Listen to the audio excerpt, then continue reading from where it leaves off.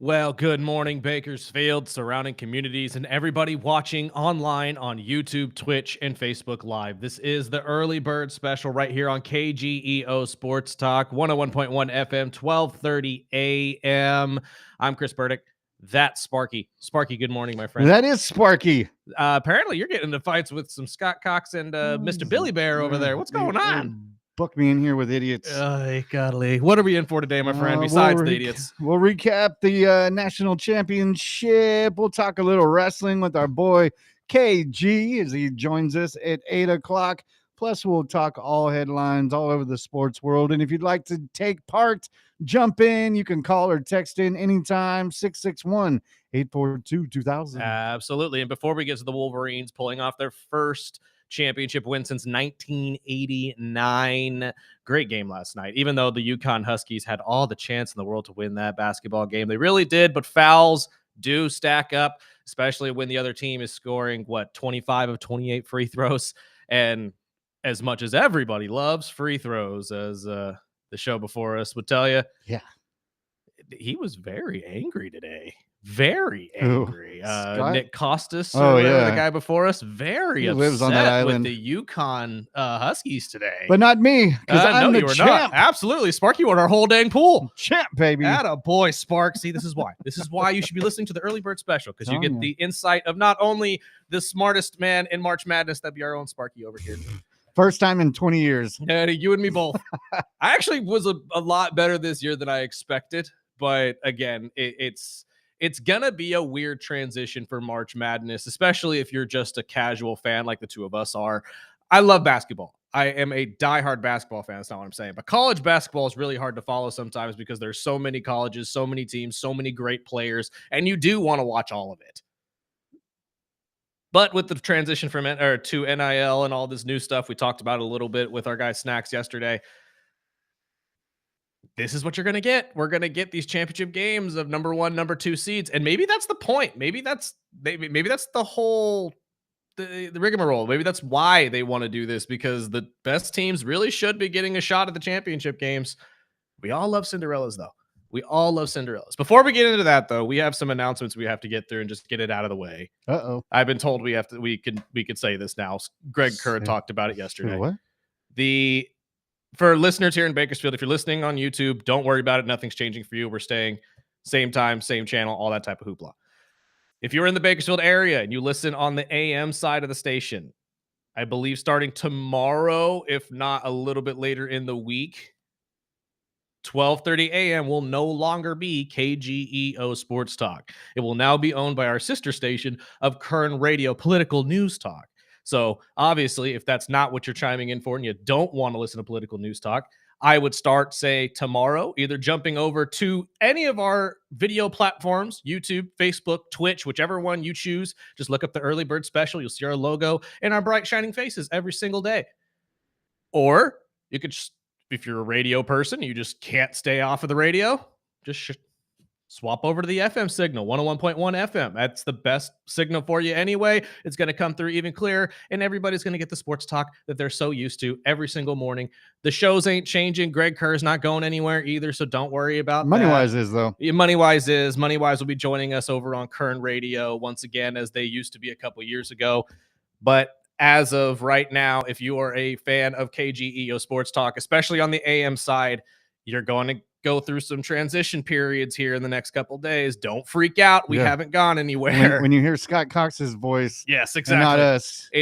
Trust me, you're not crazy. This didn't just, get swapped on you. This isn't an April Fool's prank. Although I did tell him we should have done this on April That's Fool's what I Day. thought. We should have totally done this on April Fool's Day. It would have been the greatest radio bit in the country, but it is what it is. If you're looking for sports talk every single morning, just swap over to FM starting tomorrow, 101.1 FM, or like I just said, join us on YouTube, Twitch, or Facebook Live, all of which are available to you at any point in time. And if you're a fan of YouTube, you can go back and watch all of our old interviews, all of our old shows and episodes as well. They're all there for you in one giant catalog. Getting that out of the way now, let's get to some sports. The Michigan Wolverines pulling it off. First Big Ten team to win a championship since Michigan State back in 2000. Their first championship since 1989. And a lot of people are really upset right now because they're all claiming the referees had it out for the UConn Huskies. I disagree 110%. I think this was a great defensive game on both sides. I know everybody thinks I'm crazy when I say that out loud. A great game. They barely scored 70 points. Yeah. That's called defense, baby. I told you that yesterday. The UConn Huskies, the route to their success was going to be slowing down the offense of the Michigan Wolverines. And they did a hell of a job doing it. They just couldn't score. They could not score. They couldn't hit no threes. I mean, that's what I thought in the first half. I was like, Michigan, if they don't get back to Michigan basketball and start, pounding it in the key, they were, I think, 0-8, 0-9 in the first half, and it kind of rubbed off on UConn because UConn couldn't buy a basket in the second half. And you know what's funny? UConn out-rebounded them. UConn had more assists. UConn had a better three-point percentage. If you look at the statistics, just the statistics without the points, you would assume UConn would have won this game outright. But the pure amount of fouls that they got through, I know Ball was in foul trouble at the end of the game. Their other guard was in foul trouble. You can't have it. And they really were fouling them the entire game. There were no quick feet. It was all hand slaps, and you can't get away with that in a championship game. I'm going to tell you right now, we talked about it when it came to the Dan Hurley headbutt situation on Roger Ayers. Referees really don't want to make it about them. I think it's pretty well known now when you're a referee and you make the game about you, especially a championship game, there's going to be repercussions for that. Either through society or through whatever means your bosses want to go through, as we saw Ayers go through. And he didn't even go out of his way to do that. But that touchdown pass he threw across the court, that was beautiful. That was very beautiful. That was nice. But my point being, they have to call the calls, man. And they let you guys play physical. Dan Hurley said it after the game. He admitted, and that was the one thing I agreed with Costas about right before us. If there's one coach that knows how to complain or at least dissect a referee and how they're supposed to do their job, it's Dan freaking Hurley. Dan didn't have a single bad thing to say about what the referees did last night. In fact, he said if he could have those three men every single game for the rest of his career, he'd sleep very comfortably. Just change that suit. Yeah, really. And his wife came out in the pregame. I don't know if you heard this, but she was talking about not only the suit, but his lucky underwear that he wears every year during the March Madness. With McAfee, and it was disgusting to hear. Yeah, he talked about that with McAfee after last year's tournament. Was little dragons or something on it? Yes, and it's just like look. Hey, I do the same thing. If you're a sports fan, or if you're really just somebody who's played sports your entire life like us, I mean, I know hockey players do this religiously. That's why they don't shave their beards during the playoffs too. But there are, superstitions. I wear my Lucky Dolphin socks and my Lucky Kiss underwear every Do you wash Sunday. them after wins? I do wash them. Okay, good. But I will just say Lucky is just all in the brain because trust me, being a Dolphin fan, there ain't nothing Lucky been happening. And I've been wearing them for 20 plus years. I know superstition's a real thing in terms of like people do believe in it, but I agree with you. It's all in your head, man. Yep. It's all in your head. But Hurley, like a lot of other people, has a specific pair of underwear and a specific suit, as Sparky is highlighting. Was falling apart when he was putting it on. And he will time to retire it. He will forever wear it. I don't know if he's actually going to retire the suit. I don't think he retire it. Knowing Hurley, he's gonna be like, I can't do it. It's like every man trying to throw away his favorite pair of jeans. It's never gonna happen, man. It's hard. It really is. But I mean, again, it's superstition. That's what he believes. He believes if he wears that suit and that lucky pair of underwear, that good things happen. But you couldn't buy a better matchup, man, because even with 5 minutes left, and when Michigan was running away with it, I was trying to go to Raw, and I just couldn't tell myself. I'm like, no, I don't watch this out. I watch it out. I was up until almost midnight last night just because I had to double up on both of these things. And I said, I can't turn this dang game off. I need to see if they get close. And at one point, UConn got it as close as 4. I had 3 points. I was like, damn. Then we had that massive 5-point swing with I think about 3 minutes left that really turned it around for the Wolverines. Badass banked 3-pointer from the guard from Malone. Yeah. I was like, damn, dude. Again, this kid's a stud. He is. He's only a freshman. Any relation to Chris Mullins? Don't know. Haven't looked it up, to be honest with you. Wouldn't be surprised. But at the he same plays time, like him. It really doesn't matter at this point. We're all going to know Braden Mullins. We're not going to be talking about Chris Mullins. We're going to be talking about Braden. Right. But yeah, no, I mean, again, I'm not expecting Dan Hurley to exactly take this loss and not learn from it. I think he's learned a lot from this loss, along with the rest of the players that are going to be back next year, more than likely. Because again, this is a team that just wins championships. They find a way to make it to the championship game. I don't think anybody expected them to be there this year at all, especially as many people have highlighted the way their regular season ended. The tournament getting blown out by St. John's. I mean, it didn't look like the UConn Huskies were at least on the right, we're taking the right steps to win a championship at the end of the season. They turned it around in the tournament. You can never count out Dan Hurley in the NCAA tournament. I think that's just what everybody learned this year. And to be honest with you, wouldn't be surprised if we see the UConn Huskies back next year. I wouldn't doubt Mullins. it. Do you think this is the last year before they expand the March Madness brackets? Probably, because they are really talking about that in a positive light right now. They really do want to get more schools involved with the tournament. The only problem is, and I keep highlighting this, you're not opening the door for the schools you're claiming you're opening the door for. You're opening the door for the bigger schools that didn't make it in. Your Auburns that didn't make it into the tournament. And it's the same thing that I was going to bring up yesterday with if we had time, but it's a lot of coaches that want to get rid of, like in the football side of it, that want to get rid of the state or the certain brackets that, you know, it expands, whether it's the bowl games or, and I think it's going to roll over into basketball with they add more teams.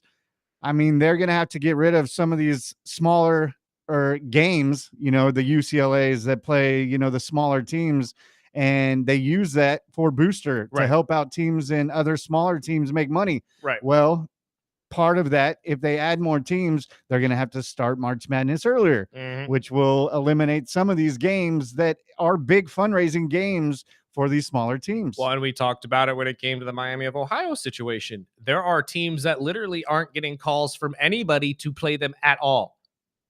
And then we get complaints from fans and everybody watching the game saying, well, they're not a real contender because they haven't played anybody. You need to make an incentive for bigger schools to play these smaller schools at least 2-3 times a year in basketball. It has to happen. Otherwise, we're just going to get the big schools getting bigger, the small schools getting smaller, and then we're never going to see a Cinderella again. The first round of the tournament is going to be boring as hell. When it's the round of, well, it now is the round of 64. In a couple years, it'll be what? The round of probably 72 or whatever they want to expand it to. And all of these games are going to be blowouts. Every single one. Why? Because all of these schools can't compete. You're not giving them a chance to actually build their programs either. And that's the problem I have with the expansion. I'm all for putting more schools in this tournament if we do it fairly. I genuinely believe that we need to have some sort of cap for as many teams as a conference can have in a tournament. We should not be having the SEC with 10 teams in this freaking tournament. I don't care what their commissioner says. We should not have that. With one conference taking up almost what, I don't know mathematically what that would come out to, but somewhere between the 15 to 20% range of the entire tournament. Yeah, almost a quarter of the teams. That is ridiculous. We need a cap for as many teams can get into the tournament. We also need a required number of teams for these smaller schools to get into the tournament as well. I think that the smaller conferences, again, unpopular opinion, should get 2 automatic bids rather than 1. We should be allowed 2 of the smaller schools. What's the big hullabaloo? If you're that inclined thinking that these teams are going to be in there, and you want to allow these teams to have the same experience as everybody else, then open the door for them to get in. You can't just open the door for teams like Auburn and all these guys to kick themselves through. Now, granted, I understand that means more money. Yeah, and they're buying their spots. I'm just saying, I'm kind of in Greg Kerr's spot on this one. I think if we're going to be expanding this entire tournament, at least give something to the smaller schools here. I personally think they have it right. I don't think they need to add more teams. Yeah. Well, I mean, again, I'm with you. I don't necessarily think they need to expand it at all. But if they're going to, which it definitely seems like they are, I think we've got to put something to help these smaller schools, at least get some attention on them so we can build those programs too. Because as more they look at it as, okay, this is a money bag, we can expand it, say 10, 12, 14 teams. Right. It's not the smaller teams that are actually benefiting. Yes, looking on the outside, it looks like it's going to be a more opportunity for the smaller teams, but it's not. Right. It's going to be the bigger teams, the teams that have been complaining, oh, we didn't get in. Exactly. It's going to be open spots for them. It's not going to help out the smaller teams, no matter what you say.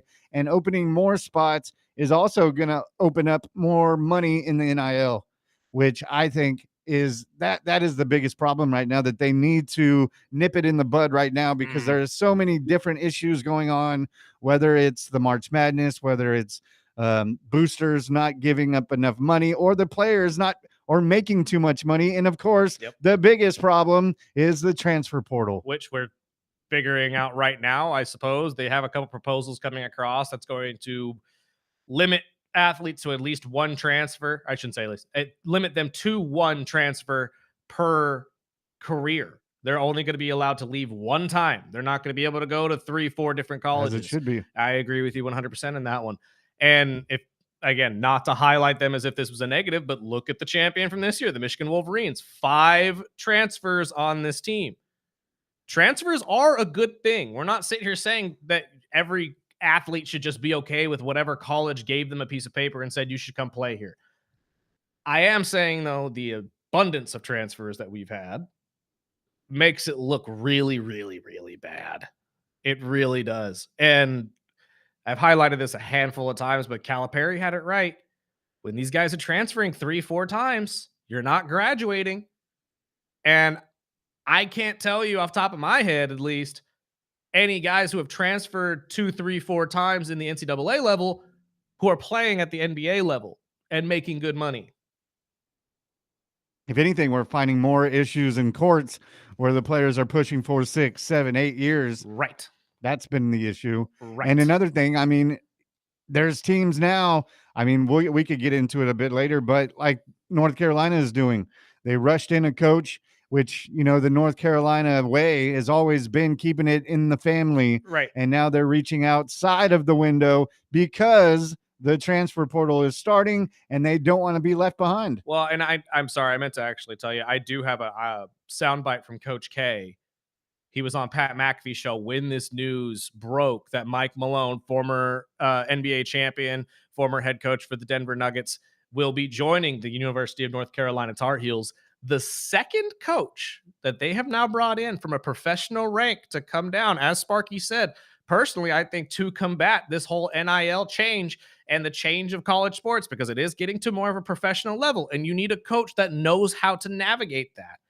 This is what Coach K had to say about this move, obviously being a diehard Duke man, but he has admitted that this may be the next step for coaching at the college level. Let's hear from Coach K. They had an NFL champion hired as the coach, and Duke beat Carolina in football this year. That doesn't mean Coach Belichick isn't a great coach.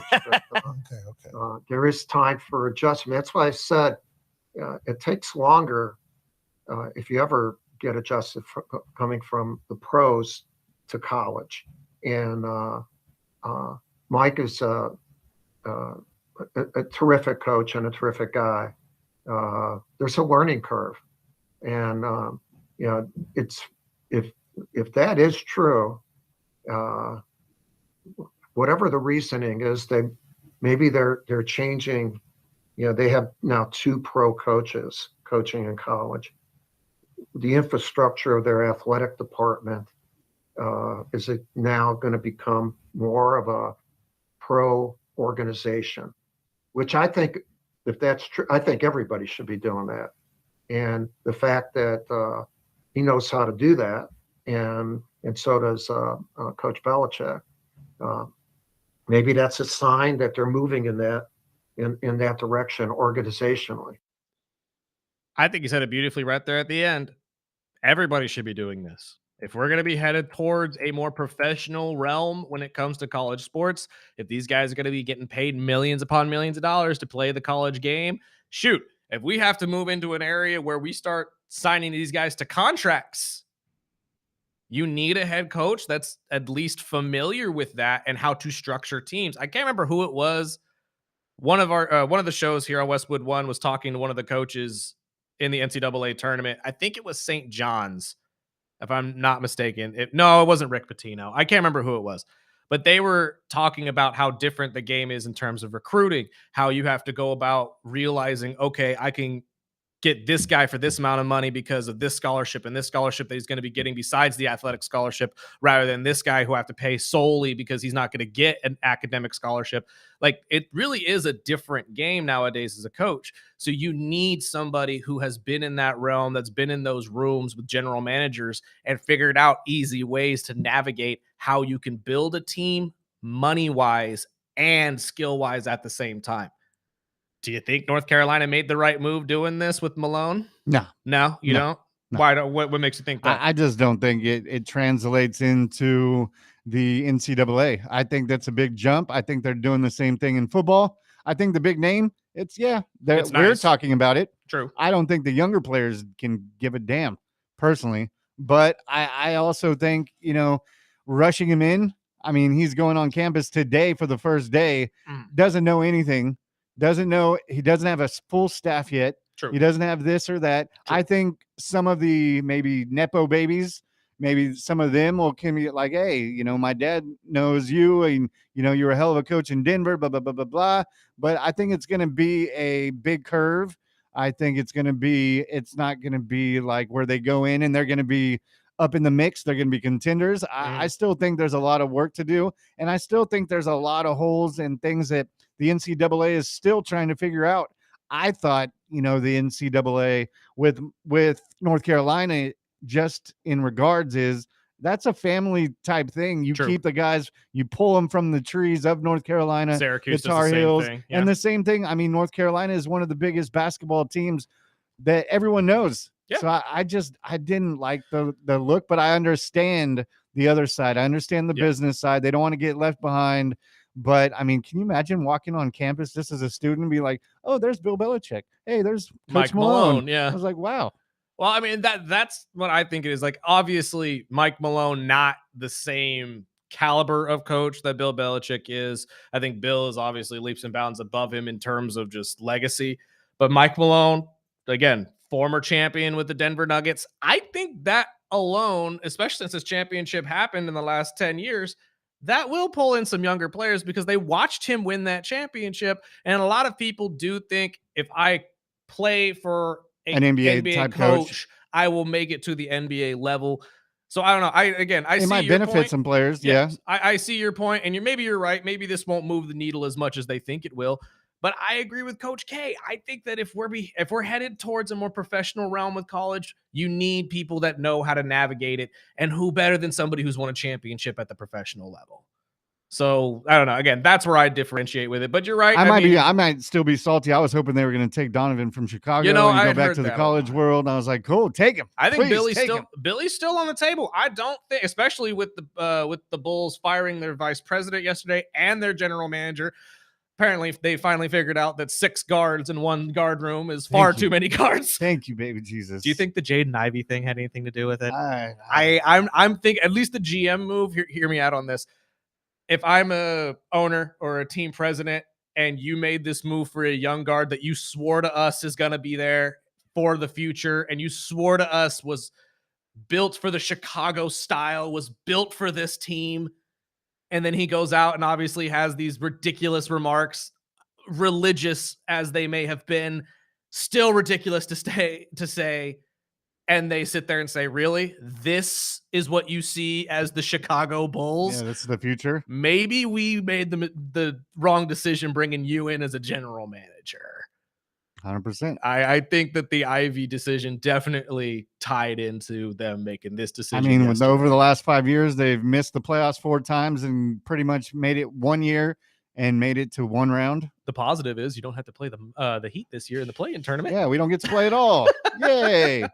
Idiots. Let's take a break. We'll get into some NBA news on the other side. Cade Cunningham has made some positive steps forward with this whole collapsed lung situation. There is a chance that we will see him in the first round of the playoffs, which It's about a week away. It's a week from today is the play-in tournament. I'm excited. I don't know if you guys are, but the NBA is about to kick into high gear and the NFL draft is 2 weeks away. So we'll talk about all of that and much, much more as the NFL starts their mini camps, I believe this week, if not later on in the week, next week.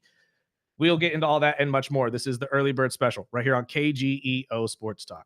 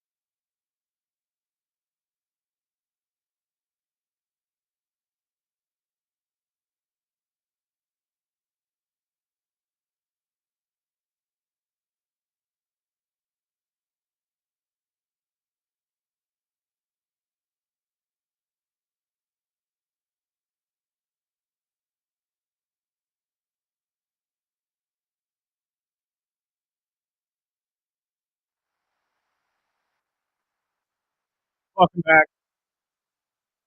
Early Bird Special right here on KGEO Sports Talk, 101.1 FM. Also streaming video live on Facebook, YouTube, and Twitch. Come join us on Facebook, YouTube, or Twitch. Feel free. You can watch all of our old episodes as well. We got some text messages before we get to this We NBA do news. regarding the change up. It says, will the app still be the same because the FM doesn't come in clear on my radio where I'm at? App should be the same. Yes, we will not be moving away from the KGEO app. So if you listen on that, you should be good to go. But again, if there's any issues technically with the app while this transition is happening, just jump over to YouTube. You'll be able to hear us clearly.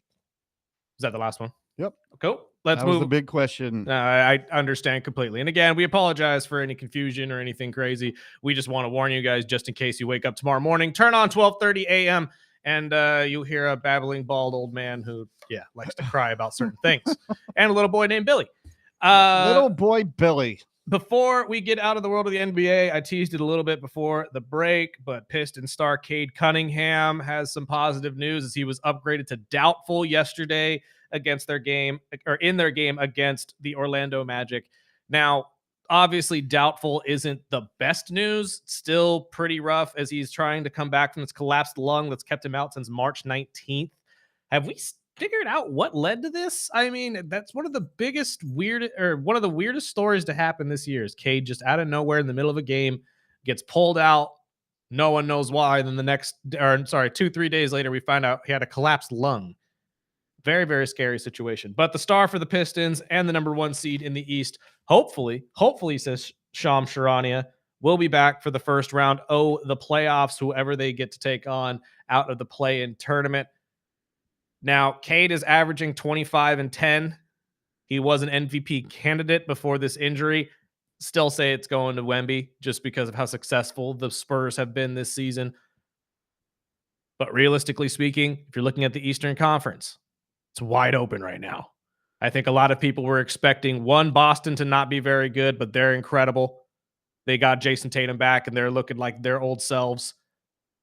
That's bad news for the Knicks because the Knicks haven't been able to figure out a championship caliber basketball game at all, or at least in my opinion. But then again, they usually turn it on in the playoffs. Cleveland is still a question mark in my opinion. I love what I see from Spida every week, every night. Same with Evan Mobley on certain nights, but I can't really trust them to make the leap. I haven't seen it happen yet, so I can't really trust them to make that this year, which means the Detroit Pistons at number 1 in the East, as our guy Snacks has tried to tell us many, many times, might be making a solid push. But do they make that push without Cade Cunningham? Your thoughts, my friend? I mean, they played well without him. I mean, obviously it's not the playoffs, but I mean, even if they can get him in the second round, they should be fine in the first round. Right. But if they can get him deep in the playoffs and he comes back with 90 to 100% Cade Cunningham, I think they'll be fine. But there is a lot of stuff going on, not only with the injuries. We talked about Steph Curry's back with the Warriors. Wemby left the game yesterday with an injury, didn't return in the second half. It seems like it's just a bruised rib. Mm-hmm. I know he took a big elbow from Paul George last night.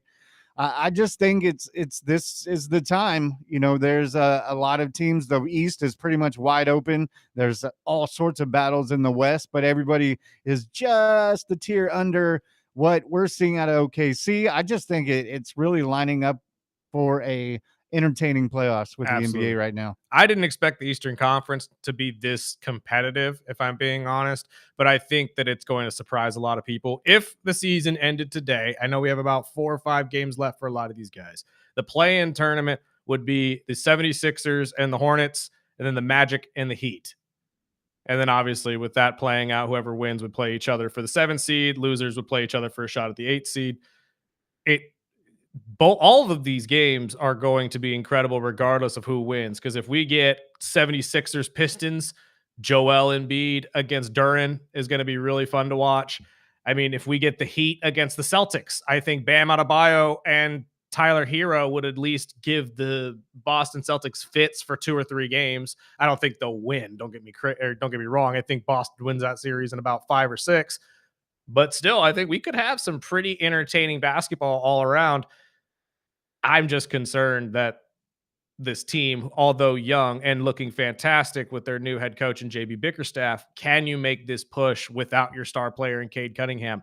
That's going to be the biggest question mark to me, because even if he does come back for, let's say, the first round of the playoffs, is he going to be able to play like old Cade Cunningham? Because we're not talking about a strained ankle. We're not talking about a pulled muscle. We're talking about a collapsed lung. Exactly.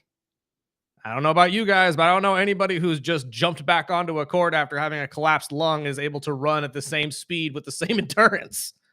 And I'm not saying that Cade isn't capable of doing that, but it's going to take an incredible feat of athletic ability to do that.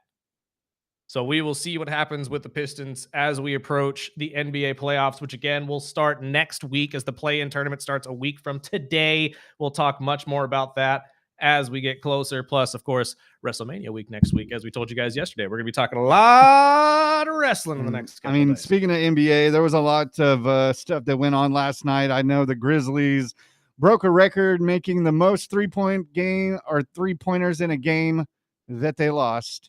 29 3-pointers and still lost the damn game. Live or die by the three, man. I mean, it can work for certain teams, but if you don't play defense, it doesn't really help. Well, and we're seeing that more and more these days because, I mean, again, not as drastic, but take last night's championship game into account. The Michigan Wolverines, I think 13 to 14% from 3-point, maybe made 2 all game long.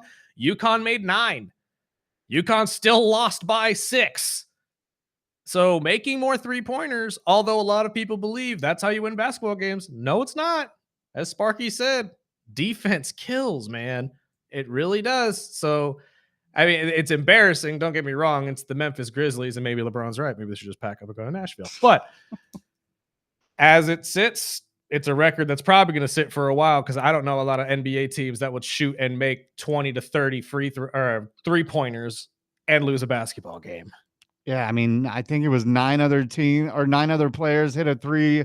I mean, they were shooting nearly 50% from deep, which means they shot a ton of 3-pointers. If they made 29 and they'd even make half of them, that is a hell of a lot of 3-pointers. 60? When the defense can't put up any defense, the Cavs put up 140 something points in a win, in which, yeah, it's basketball. I get it. But I mean, the other thing I wanted to bring up, which we've kind of sprinkled around for the last month since the news came out, but now it's getting even more, I would say, like Kid Wilson says, a little more toxic, because this stuff with Giannis and Milwaukee, now Giannis is taking it to Twitter where he's saying, dude, I'm clear. I'm ready to play, but my team won't let me play. So is it them just stirring it up where they just want to keep him healthy so they can get rid of him? Look, man, I mean, we talked about it a couple weeks ago when they brought this up, saying they were going to shelf him for the rest of the year because of the injuries. Now he's pissed. Your team is 10 games down. You're not making it to the play-in, Giannis. There's literally no point.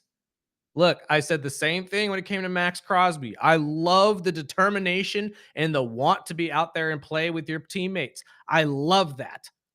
And if fans are giving you grief, they're not real fans because they don't understand and they don't get sports. Because even if you played the last 5 games, you won all 5 of them, Giannis, your team would be 36 and 47. You know where the Heat are right now? 41 and 37. You would literally be nowhere close to the final play-in spot. What's the point of them playing you? They're trying to save you from you. You've had 5 injuries this year. If you go out there in the last game and tear your ACL and you're out for all of next season, that's on them, not on you. So I would just sit down, understand that this entire relationship is what it is right now, and you're moving on in the offseason. We all know that you're moving on in the offseason. Just hang it up, dude. Get ready for your next team. I'm not saying that to be mean. I'm not saying that to be critical. I'm just saying that from a perspective of, if I'm the general manager of this team, I'd be saying the same thing. If we were in the running for a play-in spot, absolutely get his butt on the court. But we're not. You're nowhere close. So what's the point? You think that's going to backfire? They should have probably already traded him. Yes. Well, not necessarily backfire on them because they're going to get the draft picks that they want, but backfire on the relationship between him and the Milwaukee Bucks. The more he Absolutely. digs these holes and bashes Milwaukee, do you think that also makes them unattractive for other free agencies, or it's all about money? It's all about money, and we've seen this a million times over. I mean, Dexter Lawrence right now is doing this with the Giants in the NFL. We'll get to that after the break. These things, it's just the natural progression of things now in sports. You're unhappy as an athlete, you go to Twitter and you get the fans on your side. When the fans are on your side, the team has to do something. It is what it is at this point. All this is doing is essentially what you brought up, making this entire situation incredibly toxic on both sides. But we all already know what this is going, or how this is going to end, which is him getting traded in the offseason, probably right before the draft, so the Milwaukee Bucks can use those draft picks to build a brand new team. It is what it is. That's why I'm saying Giannis at this point, you can continue to complain on Twitter if you want to. I'm not going to tell you to stop, but it's pointless. It's absolutely pointless. It will not bear fruit. So just let it go. The relationship is over. You're not going to be playing for the Milwaukee Bucks most likely next year. And if you do, it won't be the entire season. So just sit back and wait. The season's over anyway. Get ready for whatever overseas league you want to be a part of or run, because that's what Giannis does in the offseason. He goes back to Greece and plays in Greece or helps a team or whatever. So just, I would say, focus on that and let the Milwaukee Bucks do the business side of figuring out your next home. And then when they inevitably find a home for you, they'll call you and say, hey, how does this team sound? You can tell them yes or no, and you guys go about your the rest of your career. I genuinely believe that's the best option for everybody in that regard. Let's take a break. We'll get to another toxic relationship, which is the New York Giants and their star defensive tackle, Dexter Lawrence II, as now we're going on 2 years, 3 years of them trying to figure out a brand new deal for this guy, and they have not been able to do so. So Dexter has requested a trade and says he will not be showing up to team meetings or team workouts. Oh, darn. But as I just said, this is what happens every single time. So we'll break it down for you on the other side before we get to our guy KG and talk all things wrestling in the 8 o'clock hour. This is the early bird special. We'll be back in about 3 minutes.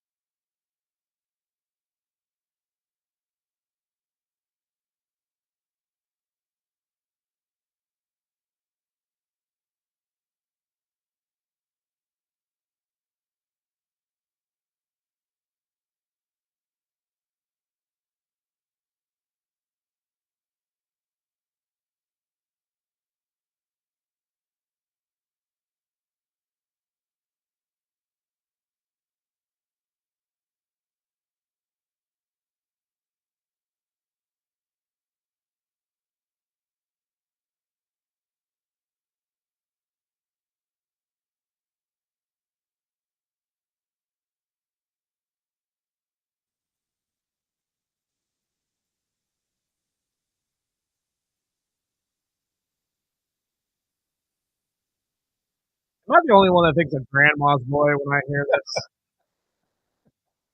That's one of my favorite movies.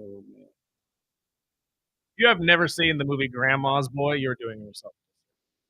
Especially if you're just a fan of comedy. It's so great. Welcome back to the Early Bird Special right here on KGEO Sports Talk.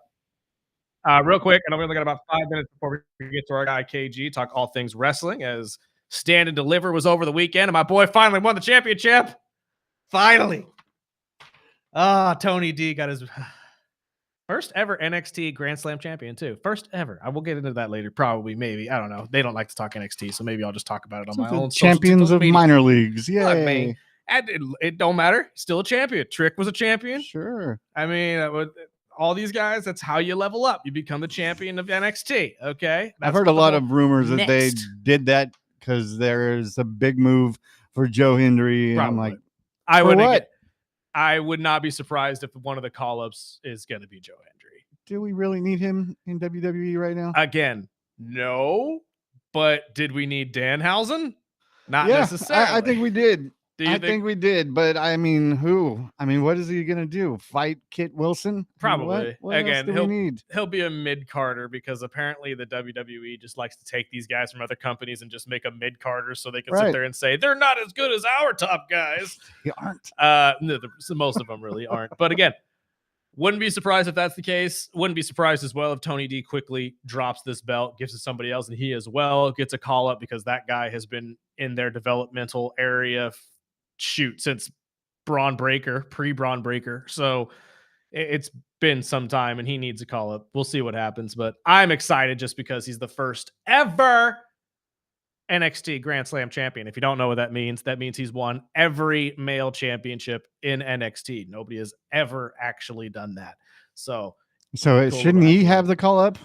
That's what I'm saying. I wouldn't be surprised if he is also going to be part of that at some point and we get a quick little call or, him drop it to whomever they think is the next best guy and he gets a call up as well. Who knows? We'll see what happens. It's all going to take place after WrestleMania. That's the big thing that happens next week. We'll talk about that with KG. Before we get into any more wrestling talk, though, let's talk a little football because Dexter Lawrence has requested a trade. The Giants, and we were just talking about this, how talented a lot of these young pieces are on this team. Dexter has been on this team the longest. He's been trying to restructure his deal. He's getting $20 million next year, but he wants a longer contract. He wants a bigger contract. I assume he wants to sniff around the same amount of money as Chris Jones, somewhere in the $32 million range. Is he going to get that, though? I'm not 100% sure. Not with the Giants. Not because I don't think that he deserves that money. He is one of, if not the best defensive tackle in football. I mean, you could argue a lot of other guys, Jalen Carter obviously being another one. But what makes me believe this is the quote from general manager Joe Schoen, and we all know how smart this man is. Joe said, while being asked at the annual NFL meetings in Phoenix last week, about the possibility of Lawrence's contract. This is straight from ESPN. It says, quote, "Yeah, again, we have a lot of those conversations as we continue to build or, to your point, open up money. Like, where can we do it? Could we do an extension with another player? What does that look like?" So we're always having those conversations, not only with Dexter, but with other players. And that's part of our mapping out the offseason and planning. That's your job, you idiot. Thank you. That's the first thing I said when I said, duh. Joe, I don't think he understands fully what a general manager is supposed to do. And that might make a lot of sense as to why. But we're really having this conversation? Yeah, Joe, that's the whole point. How do I manage my team? Just like I was talking about with Mike Malone. How do I manage my team and how all of these guys get paid so we're under the salary cap and this team is successful? That's literally a general manager's job. So no, I don't think Joe has any intention of giving Dexter an extension, especially the part where he says, what does that look like? Could we extend other players? That's the math you do. I'm like, oh my God, Joe. I mean, this has not been, it's not just recent. This is a problem they had last year because Right. Dexter wanted a long-term deal. Yes. And that's why Dexter is fed up and he's saying, I am out. I'm done. I'm not even showing up to the stupid training camp stuff. I think he's out. I think he's out. I think he's done. But again, much like the Giannis situation, this is just the new age way of doing things in pro sports. Dexter requests a trade and says, I want out. They're not going to pay me.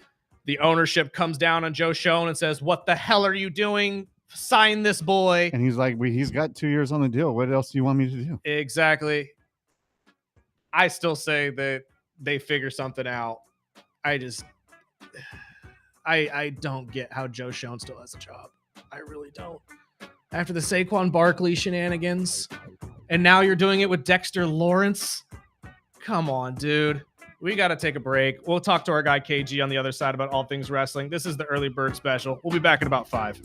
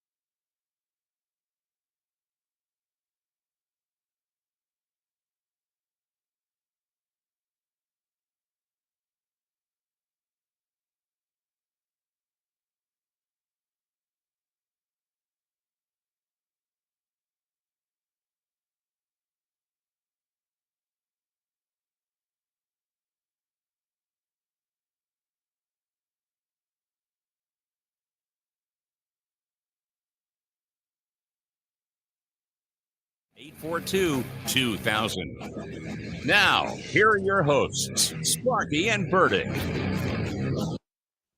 Welcome back.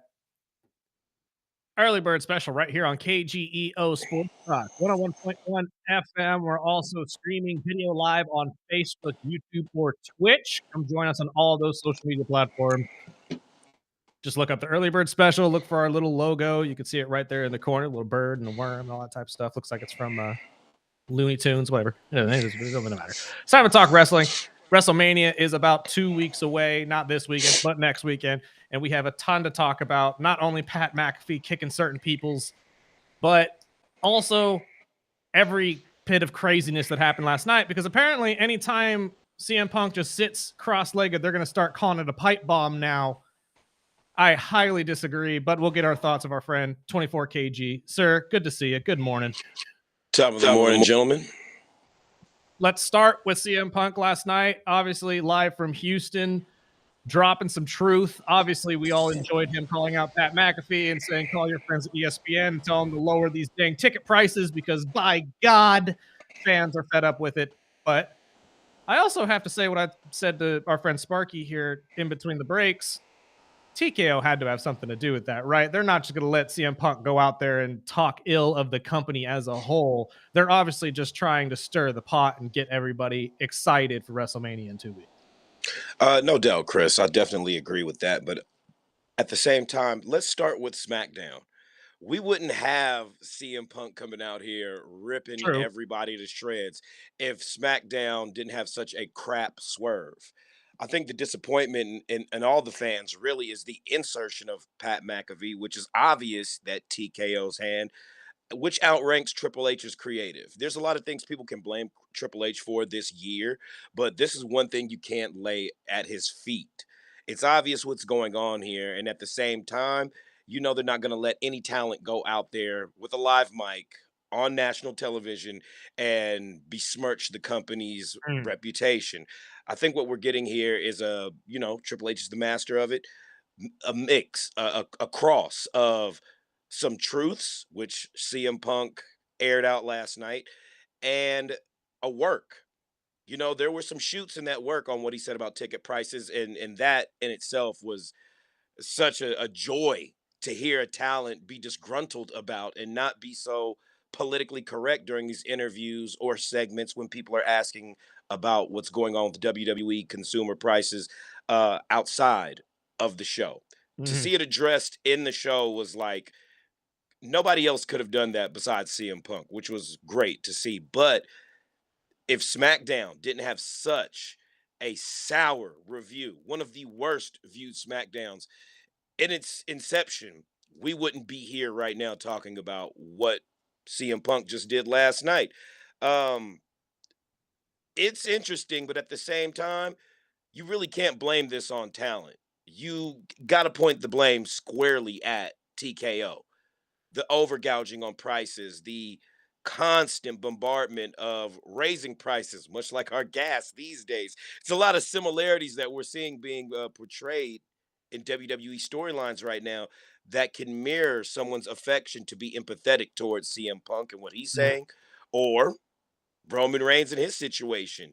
The bucktooth Nepo baby, you got a job because you sucked at football. Your dad was a pro wrestler. I don't see how CM Punk keeps walking back behind Gorilla and not getting punched in the mouth. He is shooting real stuff on people. To be fair, though, throwing this out there, neither Roman nor Dwayne were bad football players. They were both studs. Yeah, college ball counts, NFL counts, and then if you play at those high collegiate levels, yes. And Roman Reigns, keep it real, he didn't suck. He ended up in a video game. It was just leukemia that took him out. Right. But it was just a real jacked up thing to say. No, absolutely. Now, hey, I'm gonna keep it real. From Roman, okay, Larry, it's all go next week. I'm bad mouthing your dead dog. You know what I mean? So it was quite interesting to see and analyze. I got excited. I'm gonna keep it real. But this is not considered a pipe bomb.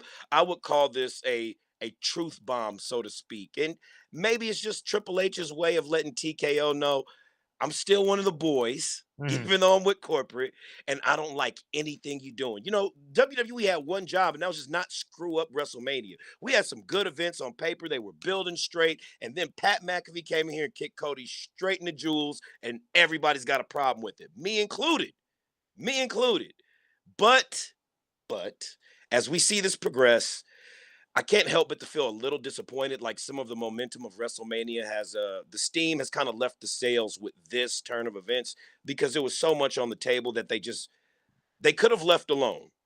The story between Cody and Orton itself, it's perfect. Wrestling history versus wrestling history, with the families and all that. To insert Pat McAfee and not get a Dwayne Johnson, not get a Ted DiBiase or anybody other than Pat McAfee, I think rubbed a lot of people the wrong way. That was what I was about to bring up. Are people upset because of the lackluster reveal, much like the Danhausen situation? Because I said the same thing. But Danhausen grew on us. But that's what I'm saying. I said the same thing on Monday when we all came out and saw Danhausen was in the casket. Everybody was upset first, said, what the hell was that? I had multiple people texting me saying, who the F is this? Like, why wasn't that somebody bigger? Could this just not be another instance of that? Because we've only gotten the initial taste of it. And McAfee talked about it on his show yesterday. I should have actually cut the audio, but I didn't even think about it. Oh, yeah. Pat's a great salesman, great spokesperson for the company, for both companies, actually. Yeah. And this could be the first time we see him in a heel role. We've never seen him as a heel. So this could actually be a lot more fun than people realize. And there are now a lot of superstars that want to take a piece out of Pat, which rightfully so for what he did. But it is what it is. Yeah, for what he said and what he did, you know? I think everybody's overreacting, genuinely. I think that we're all going to be enjoying this here in about a couple weeks. I really agree. And I think that we're scheduled to have one of the best WrestleManias we've had in a long time. And there's so much controversy surrounded it. I agree. Yeah. Every match last night had something to do with WrestleMania 2, which is what I thought was a great build. I know that there's a lot of superstars that are getting left out right now, but literally everything from point A to point Z was building towards 2 weeks from now in whatever match that these superstars are in. Because now we are officially getting the 6-man tag that I was talking about, the LA Knight and the Usos against the Vision and ISHO Speed, which is going to be entertaining, although I don't expect that match to be long at all. You got the women's tag match getting a little bit more beef. You got Rhea and Jade getting a little more beef. I mean, what happened last night that is making you more excited for next Saturday? Okay, two things. Really, other than the Oba Femi Brock Lesnar chaos that continues to ensue, which I really hope this is a passing of the torch situation as far as the big man matches, but also the segment that took place with Paul Heyman and Gunther. As I said last week, this might lead to Gunther versus Brock for his retirement match in Minneapolis SummerSlam, possibly. Seeing as how Paul Heyman owes Gunther something way bigger than just, a thank you. And the last time he did a favor for somebody like this, it resulted in a match. CM Punk, Roman Reigns, blah, blah, blah. The turn where, Paul Heyman betrayed Roman and CM Punk to go with Seth Rollins, which was the inception of the Vision back then. But really, if Gunther's really asking for, I want your prized pick guy, Brock Lesnar, then the obvious kind of writes itself. Retirement guy, career killer, Brock Lesnar. If he's on the losing end to Oba Femi, now we have this redemption story, this doubting thing. People are going to naturally cheer for Brock to beat the crap out of Gunther. And hey, we've got a great story making itself right now. Possibly.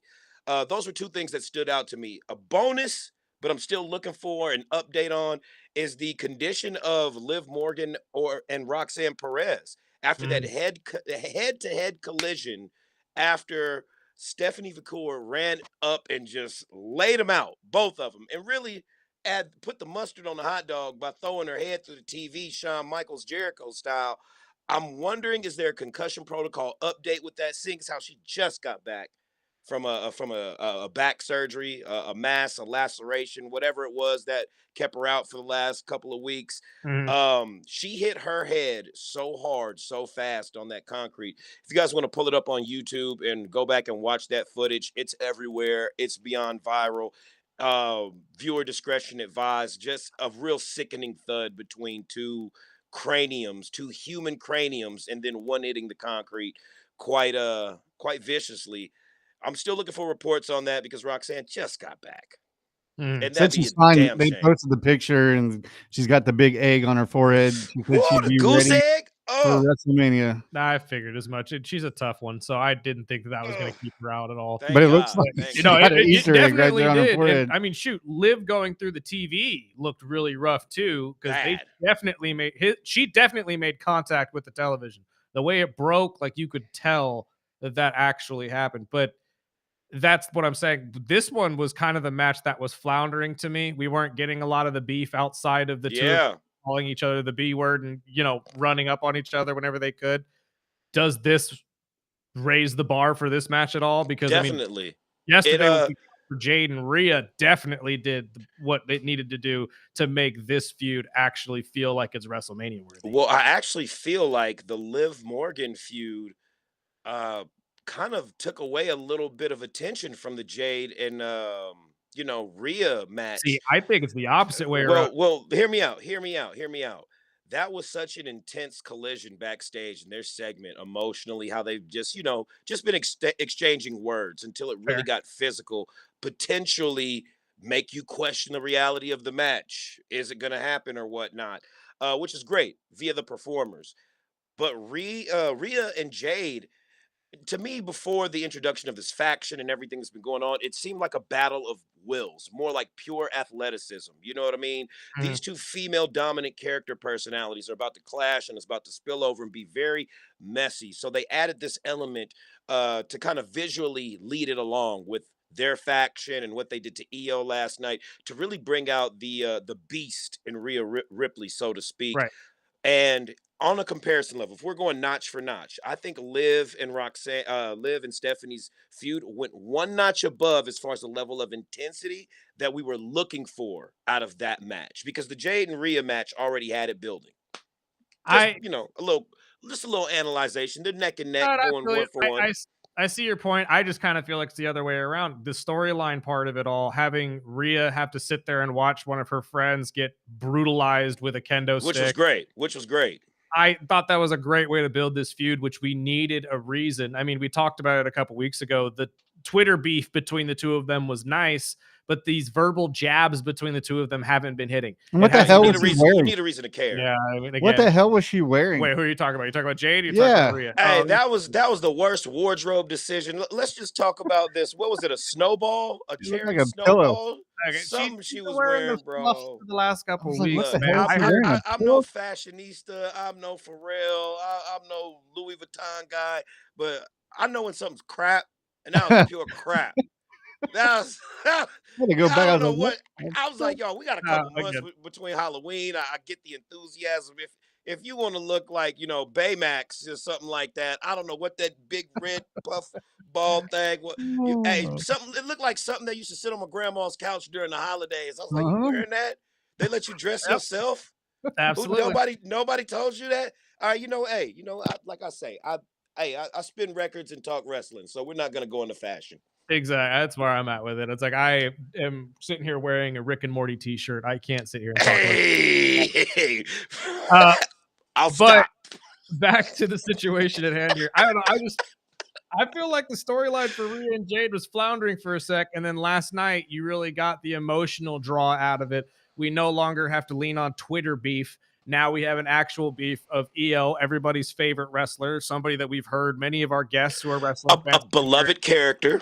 absolutely sing her praises, get absolutely brutalized because she just decided to step in and help her friend. I think that this was the story, the emotion that this feud needed to really get it off its feet. Whereas Stephanie and Liv, although I agree, definitely reached a different level of intensity with Turned up the violence. Truck stick that happened yesterday. But how many times have we seen Stephanie come out of nowhere and just blindside Liv, throw her against the thing, call her a and then walk away. You know what I mean? think we're going to see Liv walk away with this title eventually. I think Because we are. her not to take anything away from Stephanie Vicure, but because she's been just coined as a couple of moves, a face, I don't think she's really been given her just due as a performer. Right. And unfortunately, She will never get that due though on Raw or SmackDown. She's gonna have to go to AAA and show everybody how athletic she really is. which I think would be perfect for her, and especially because really, other than Liv, who has she had a credible title feud with or matches that really stood out in Right. her reign right now? I think it's a shame because also you've got talent like Cody Rhodes that's out there speaking on, I'm tired of working with the same guys. I need fresh faces, fresh feuds. The fans want to see this. And I think that's one systemic problem WWE has. They kind of run feuds a little longer than they should and quite frankly into the ground. Yeah. And we've talked about that a couple times as well. We have a lot of NXT kids that'll be coming up, which we'll talk to. Which is a great thing. We got to give a congratulations to our boy Tony D'Angelo, new Thank you. NXT It's not champion. our boy. It's about It's time. not our boy. It's That's a you Two guys' out of boy. the three of us. time. That's not It's our boy. about time, man. You say this now, but I'm That's telling you, not my Spark, boy. you just gotta watch it a little bit. You'll fall in love with this guy. No, I mean, thanks. Come on, Paisan. Come on. You got to get with this guy. Thing going for a while. It was really cool. But again, When he's ready for the big leagues, I'll watch. he's- Okay. It's okay. Hey, a lot of people don't watch college football or basketball. Exactly. I understand. It's okay. You can still root for him when you see him. We'll give you the background when he I was drops on the happy main that Joe roster. Henry lost. I was about. Hey, as I keep it drew real. line. Yeah, no disrespect from Joe Hendry, but I'm tired of the. you're gonna be seeing it a ton though. That's what I'm on saying. live television. We're about to see him a lot more. Because that's I the think- point I was just about to make. Is that we're call up. getting the NXT call ups here in about 2-3 weeks when WrestleMania is over. Wait, Chris, but don't forget, this is around the time after WrestleMania where the most releases happen. So the refreshment of the roster, I think, is something that we really need. And I don't mean to cut you off or whatnot, but I can really see Ethan Page and Ricky Saints on that main roster right away, seeing as how they all just kind of concluded something in this feud with Tony D that can propel them in great storyline situations on the main roster, seeing as how they've got relationships with Cody Rhodes and other superstars that are their senior. So on the spin of that, say you're management of WWE and you're bringing up 3 to 5 wrestlers. Right. What 3 WWE wrestlers are you dropping? Ooh, that's a good question. Well, unfortunately, I got to drop Rusev. They didn't do enough with him upon his return, and unless they strike right now, I see him sitting and catering for the remainder of his contractual obligation. After his ladder match? Yeah, pretty much. So there's one. I'm getting rid of BFAB. We've got more room on the women's division on both shows that would, I think, really help somebody else out because we haven't seen her develop. Meechin too at the same time, if you're being honest. Yeah, either one of those. I love both of them, but yeah, She could probably roll with Jade without BFAB. True. Yeah. And I would really like to see somebody else added into that if they're going to extend that faction. A third person that I would have to let go. Unfortunately, I don't say this. Unfortunately, I would have to let go of Grayson Waller. Oh, that's not who I thought you were going to say at all. Yeah. I would have to let go of Grayson Waller. Unfortunately, although I kind of agree, it hasn't really been working. Right. At all It hasn't been working. Maybe he gets another chance on his own or something like that. But just off the top of my head, those would be the guys that I would have to let go. Unfortunately, I thought the plank guy. Exactly, Johnny Gargano. I thought for sure Gargano and Candice would be on those. And what's lists. the other dude with his wife? The guy that took over. Aleister Black. Yeah, he could probably Aleister go. Black and Zelina Vega. Yeah. There's a ton of people that could be on the chopping block after WrestleMania, especially if we. And don't now see with the them involved return in of storyline. Rey Mysterio, he's probably on his way out as well. You see, he didn't want that Gunther match. Yeah, he'd rather with a bad knee, bad hip, bad back, bad do a shoulder, ladder match. bad neck, bad elbow, do a WrestleMania ladder match which is with awesome. 5 other studs, then get in the ring and get the crap chopped down your leg, the piss running down your leg, We don't need to then see be in a that. match with. Yeah, we didn't him. need that anyways. And let's Yeah. all be honest. Ray's Yeah, we didn't need retirement match is reserved. We all know who's getting Ray's Mhm. retirement match. Yes, we did not need to see Rey Mysterio go out like Apollo Creed versus Dolph Lundgren Yeah, and no, Rocky. no.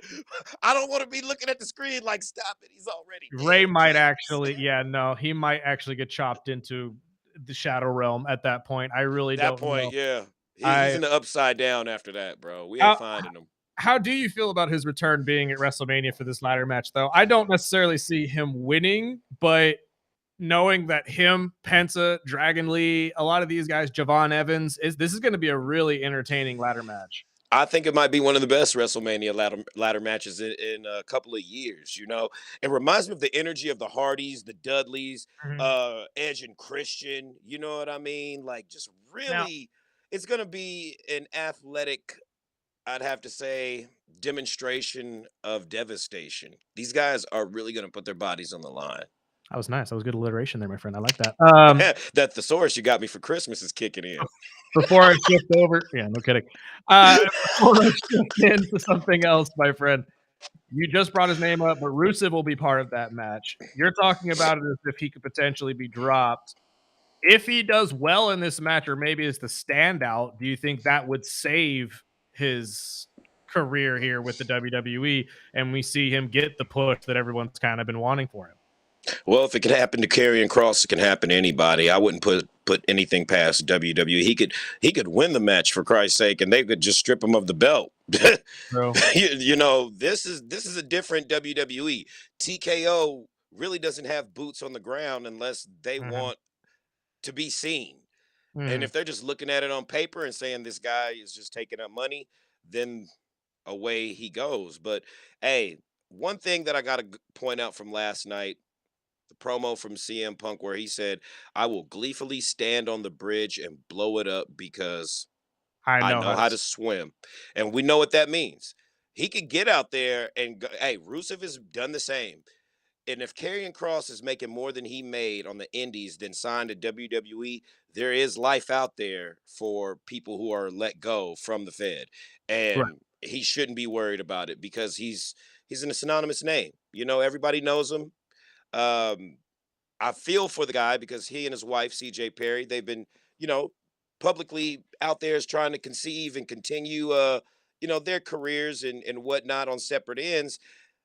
And I don't want to see a damper put in this guy. I feel like he has all the talent in the world, but without it being pushed properly, it's just wasted potential. And what we could have got with Rusev and Oba leading up to Brock might have secured his contract in the future, but we didn't get that. It's possible, but to be honest, I have a feeling that the CJ Perry thing is the reason why we're not getting this push. Like, it just feels like there's a piece missing from his character, and it is CJ, because CJ was always the one that came out and spoke for him. She was the mouthpiece, and without it just worked. The dynamic worked. Yeah, and I know they want to do it differently. They want to do it separately, so they're both remembered for their own individual accolades. But when you do stuff like this, when you showed everybody how good it can be with the two of you together, it's almost impossible for people to accept you separately. Put it like this. People watch the Flintstones. They didn't watch the Wilma show. Yes. You know, they didn't watch the Barney Rubble show. You know, they watched the Flintstones. So if these guys have that type of synergy together, these characters together, why not? You know, now whether that's a company decision or a personal decision between them, I think the first person that loses out is the fans. Yeah, absolutely. 100%. Before we let you go, because I know we're running out of time, I have an audio bite here because it was a story that was circling around the wrestling IWC, whatever. But Jade Cargill went on a podcast and called out fans on Twitter specifically, saying that people are taking what she's saying out of context. But before I take what she says out of context, let's hear from Jade and we'll get our comments on the other side. So I can say something on Twitter. It's like, my thing is broken glass, right? Which I wear broken glass because on my gear, because I'm here to break glass ceilings, right? Somebody will comment this Twitter, right? Well, Stone Cold started the whole breaking glass thing. What you talking about? You ain't like, it's such a weird place. Or they'll take things out of context. Like this whole conversation, something I said, let's just say we're talking about Rhea, right? They're going to take something out of context and say, Jade said this, and then people just run with Respond it, to that not part right looking there. at the whole thing of what I said and putting her over and saying that she's great. That's just like Twitter when it comes to the wrestling. It's kind of crazy. Yeah, I'm about to say it ain't just No, wrestling. yeah, But it seems like there's a side of you that like to antagonize that a little bit though. I do. I'm a heel. I talk my and the difference is I'm confident. And I think everybody should be confident, right? It's only one you. And society tells you you could be confident, but not too confident. Like tone it down just a little bit. And it's like, I'm not confident to where it's arrogant. I know myself. I know what I'm capable of. And you're not going to tell me what I can do. That's what it is. You're not going to tell me where I come from. You're not going to tell me what I'm about. You're not going to tell me my freaking purpose. I refuse. I understand what she's saying. Obviously, this happens to everybody on the internet, but I've heard so many athletes, specifically wrestlers, who have come out and say people take what they say out of context on social media, try to make them out to be bad people. I don't think anybody's taking anything out of context. We showed the tweets between Rhea and Jade. If you want, go to our social media accounts, find the reel. You can see it for yourself. But is Jade just stirring the pot here, or do you think there's a little bit of truth to these words? Because she has shown to have a little bit of a thin skin when it comes to stuff like this. A little bit of both.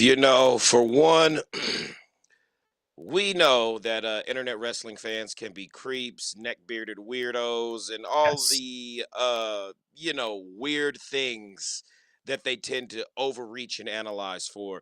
But also, I blame her for a little bit of the naivety that she's having towards the sport about how sensitive people are about this. Right.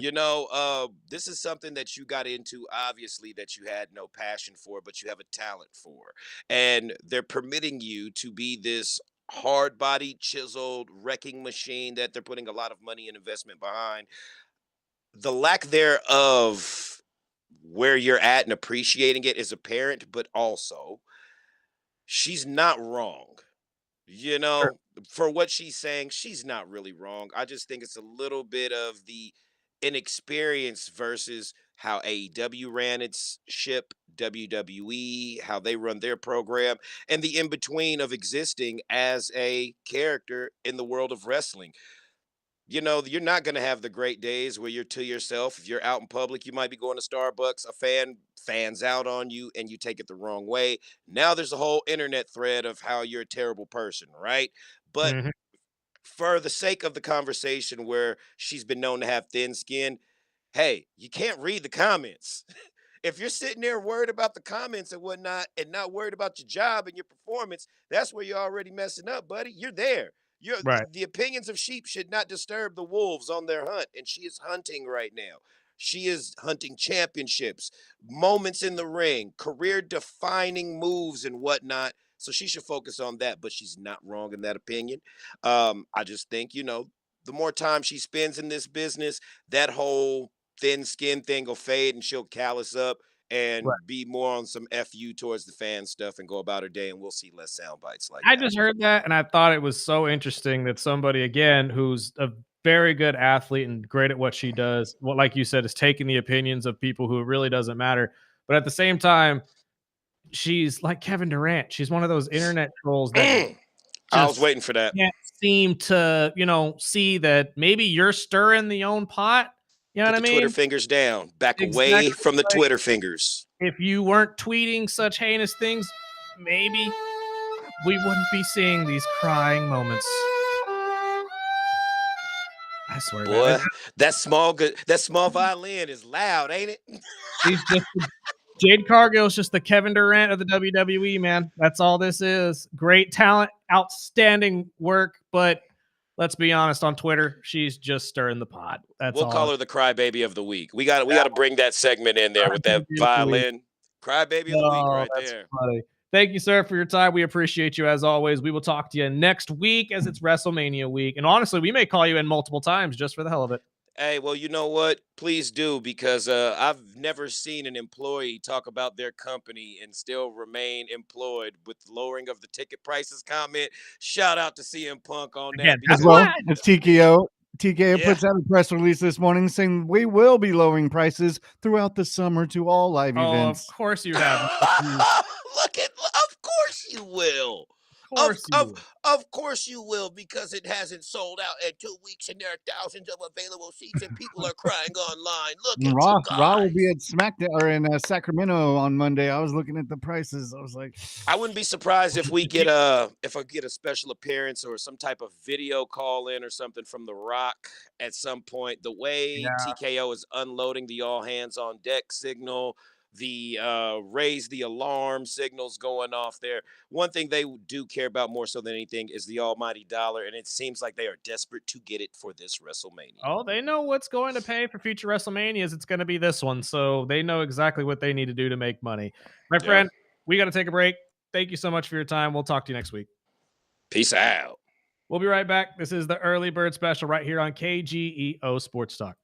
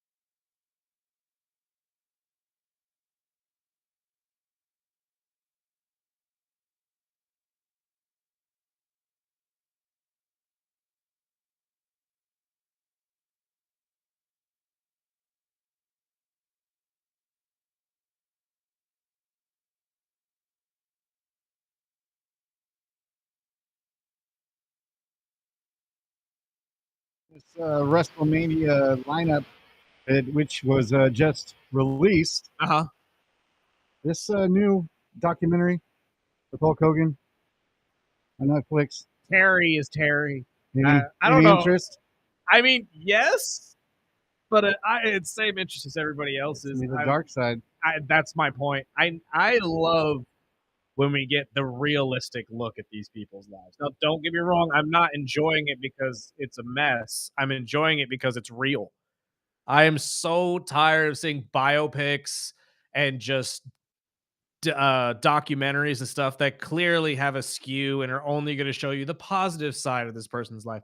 Like, no, everybody's got negatives, dude. Like, when you make yourself out to be this perfect shining thing, I have no interest in watching it. But if you're going to show us the dark side of Terry, absolutely, I'm down. Let's go. It looks like he actually took participation in it. His family, his ex-wife, they're all included. Jimmy Hart, the mouth from the South. Right. I mean, it looks it's going to be interesting. I know it's going to be released later the month, but ESPN just announced as they are now a part of the WWE. We've been kind of eyeballing, which as right now we have 13 matches set for WrestleMania. And I believe it's going to be 14 at the end of the day. Still a wild but number. Looking at it, as ESPN just released, it is going to be a first hour kind of ESPN 2 type thing. So it's not going to be on the official WrestleMania card, but it's like the pregame of the the big game. Okay. So the first day, ESPN 2 will have the first hour, which is Drew and Fatu. And the second one is the 6-man tag with LA Knight and the Usos versus Vision and ISO Speed. And then we get into the actual WrestleMania event. They've got the women's fatal 4-way tag match on the first day. Becky and AJ, Gunther and Seth Rollins, Liv and Stephanie. And then the main event is Cody and Randy Orton. I figured as much. I still say we could swap out that Becky and AJ match, put that in the pregame, maybe throw the Usos up there with ISO. I would greatly like that. As long as Becky gets her title back, I don't care where they put it. I'm sorry, Barley, but I don't think that's going to happen. It better. I don't think it'll go Sunday, the pregame matches are the ladder match that we just talked about. Love that. And Brock and Oba is actually a part of the pregame show. Oh, no. That is not. No. Yep. And Sunday's main show is Sammy and Trick, which I would have much rather see in the pregame and see Brock and Oba. But then we get Rhea and Jade, Dom and Finn, and then the main event with CM Punk and Roman to wrap up WrestleMania. But there's only 4 main matches on the main card. Thank God we don't have the women's tag match. And I believe there'll be a 5th one. I don't know what it'll be. Leave the women's tag match for SmackDown Friday before WrestleMania. That would fit perfect. But when I see an even number at WrestleMania and they just announced one last night. How are we going to have Brock Lesnar and Oba Femi not even on WrestleMania's card? That doesn't make sense to me. They just put out the poster and they're on the poster, but it just says in small letters, this is the pregame 1-hour show before WrestleMania. That doesn't sit well with me at all. But all right, I guess whatever. But if there was going to be an added 14th match, because it looks like there's only 4 matches listed on Sunday. Also, if Sammy doesn't lose that belt, oh my gosh, I would fire that guy too. Riot. I would. Trick Williams, although probably does not deserve the belt this early, would love to see him with the belt this early. Yeah,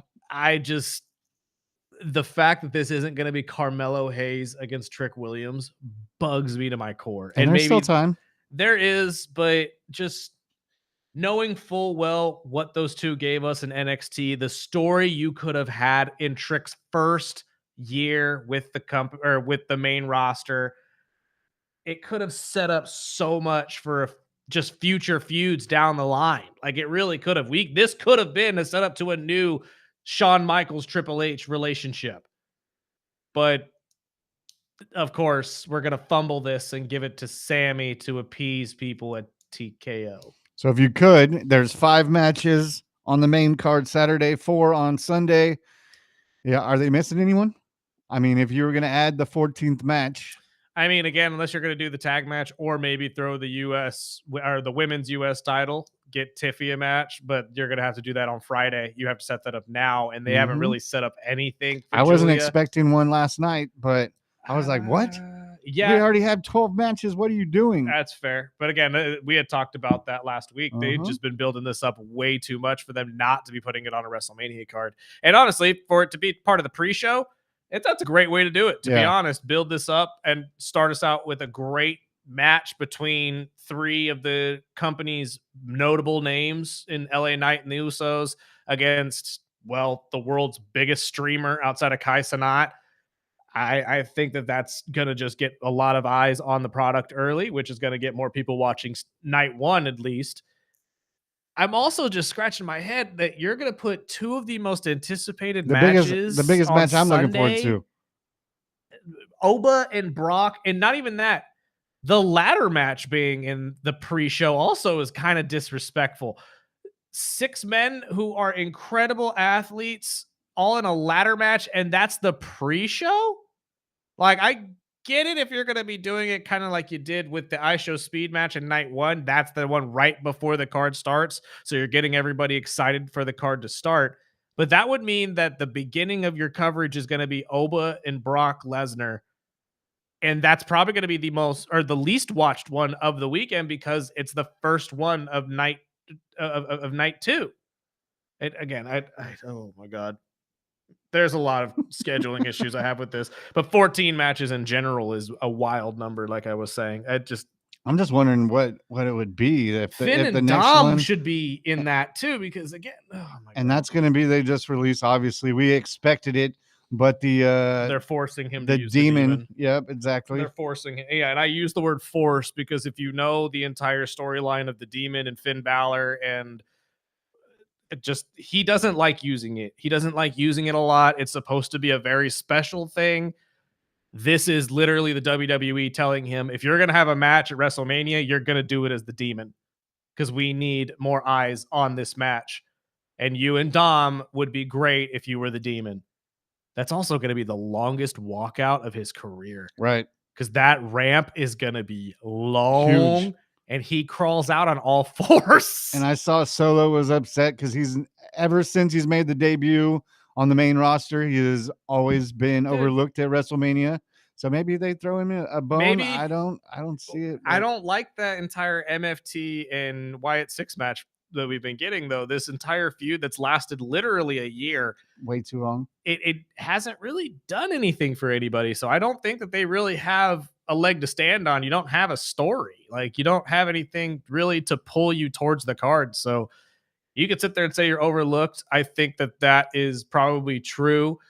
Of course, Braun Breaker is cleared for action. Maybe is that the extra match? I don't know. He'll what just are they going to throw involved. him in and interrupt it? He'll get involved with the Seth and Gunther match for sure, but I highly doubt that he actually gets a match. That's going to bug the hell out of me.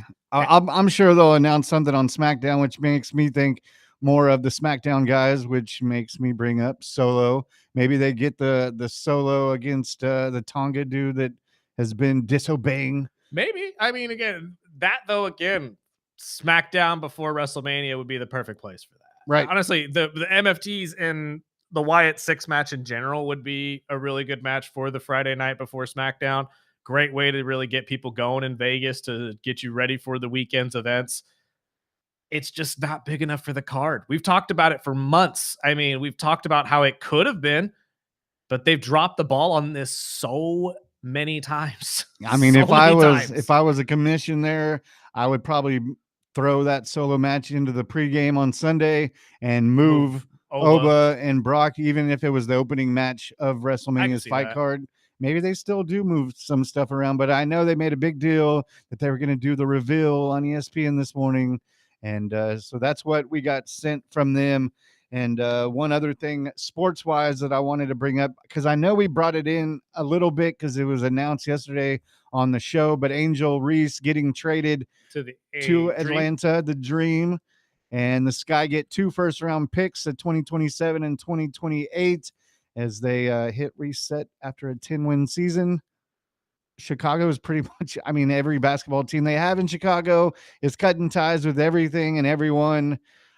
I'm a big Angel fan, so I was kind of sad to see her leave Right. Chicago, but it's on to new things, and I think the Dream are going to be a contender. Yeah, but after the comments that Angel had made, She had dug it. She was very vocal last year. If you don't follow the WNBA, she was very vocal about her concerns that the team didn't exactly do well, and she was concerned that her teammates weren't stepping up to the plate, whereas the teammates look at her and say, "Really, woman? You're known for me bounds. Like Right. you're not exactly making shots."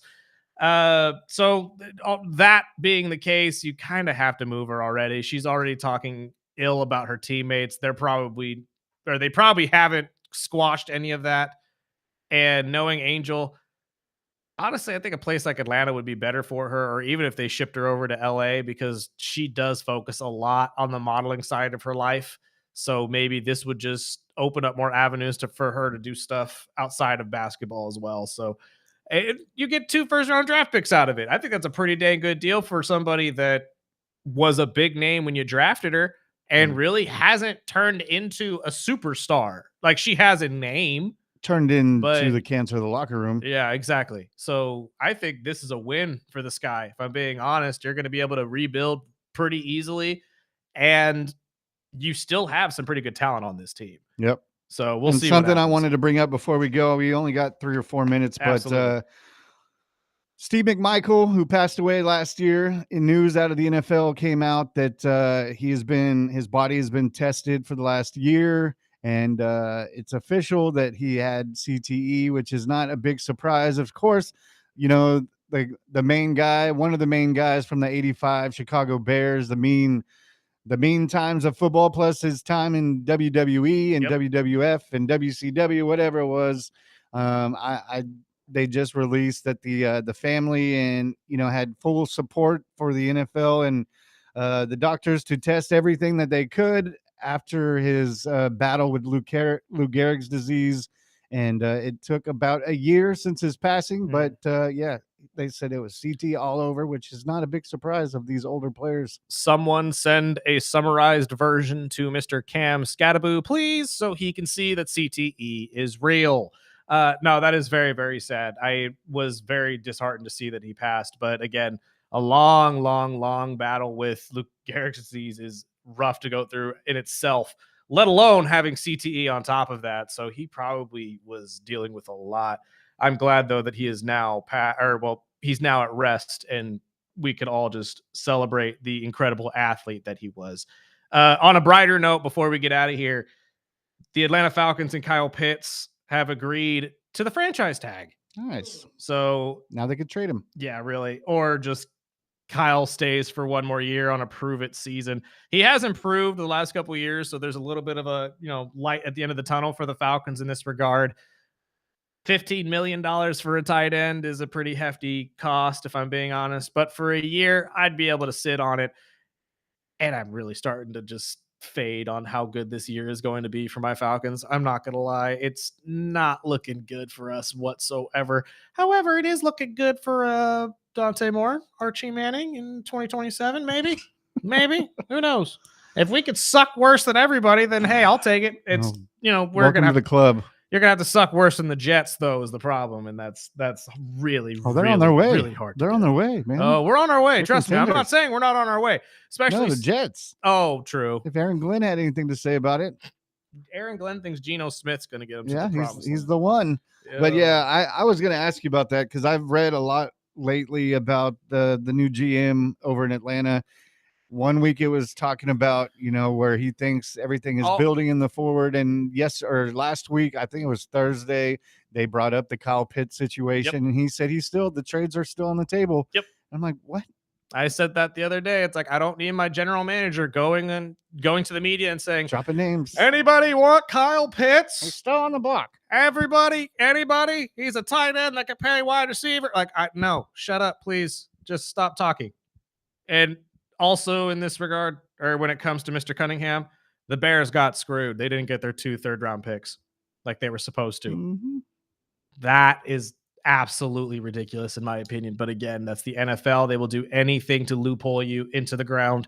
And speaking of the Bears, I know they put a final push. They want to keep the team in Chicago, which is not a big surprise. No. But now the politicians are jumping in Chicago, saying that they would do anything to keep the Bears in Chicago. Well, then pass whatever bill you're supposed to and make this thing happen, dummy. Like, I don't know exactly what the heck we're waiting on.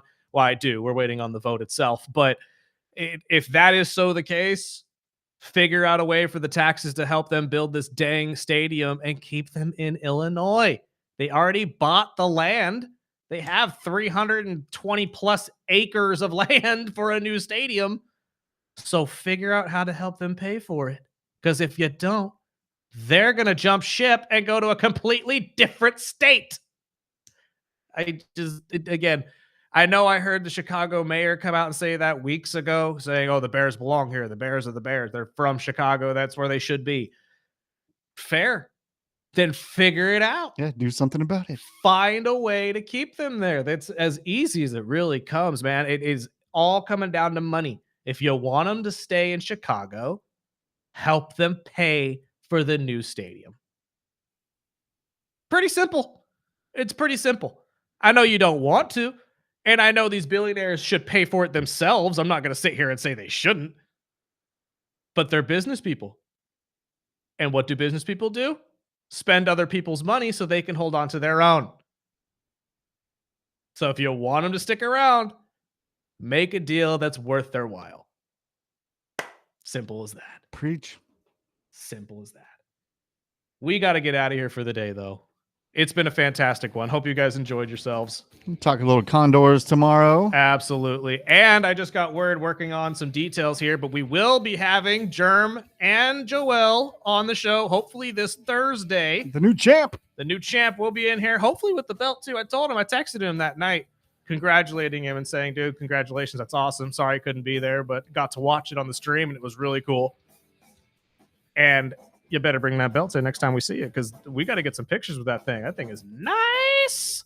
But we'll talk to both of those guys on Thursday. Join us back here, won't you? 7 to 9 a.m. as always. KGEO Sports Talk 101.1 FM. Remember that. AM signal. If you start listening in and you start hearing some old bald man across the hall complaining about stuff, you're on Kern. Come over to 101.1 FM. That's where we'll be. But until then, we got to get out of here. Sparky, let's go.